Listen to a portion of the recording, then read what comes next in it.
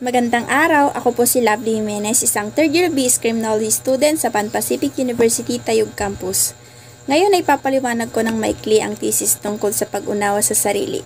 Ang thesis ay nagsasabi na ang pagiging ako ay isang biyaya na hindi lang basta tinatanggap kundi isinasabuhay.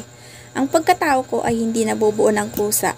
Kailangan ko itong hubugin sa pamamagitan ng aking mga desisyon, pagsisikap at pananagutan. Natatangi ako dahil ako lamang ang maaring maging ako.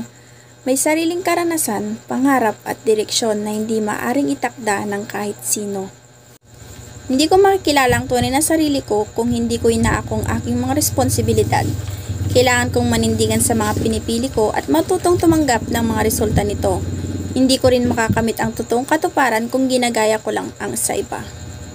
Dahil ang landas ng bawat tao ay iba-iba, ang pagiging ako ay nakabatay sa pag-unawa ko sa aking karanasan, emosyon at mga taong naka-impluwensya sa akin.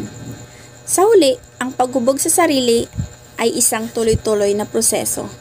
Hindi tutuwid o perpekto, pero nagsisilbi itong gabay upang mamuhay ng may direksyon, layunin at katapatan sa tunay kong pagkatao. Maraming salamat!